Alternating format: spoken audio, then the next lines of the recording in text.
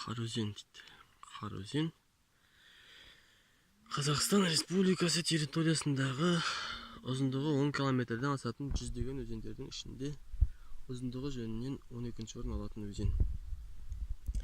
Өзеннің жағасында әжептәуір ел бар.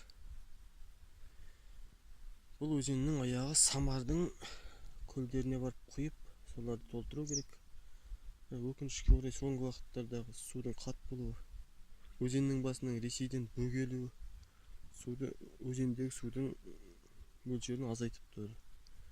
Өзеннің аңғарындағы су да бұрынғыдай мол емес десе де биыл су әжептәуір мол. Бірақ Самардың көлдеріне әзірге су түсіп жатқан жоқ.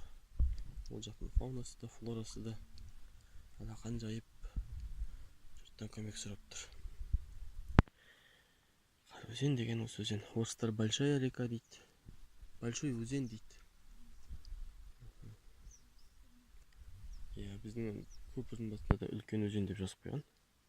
Бірақ жұрттың бәрі, жергілікті жұрттың бәрі бұны Қараөзен деп атайды.